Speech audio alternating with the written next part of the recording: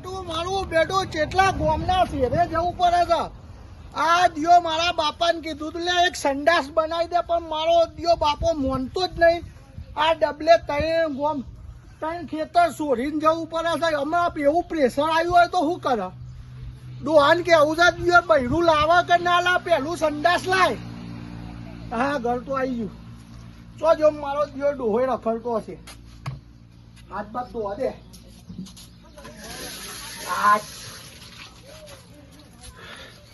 મારું બેટું ગામમાં કોઈક સમાચાર મળ્યા ને પેલો કાર્યો આવ્યો તો તે કે ઓઢાવ માટે હારી લોન આવી છે. એવી તો છે લોન આવી, ગામમાં જવું છે ઓટો મારવા.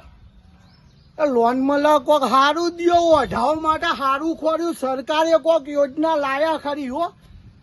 આ ઘર માટે લોન મળતી હતી, ધંધા માટે, હવે ઓઢો માટે મળે મારું બેટું. અમે મારા બાપ જેવા હોય એટલે સરકાર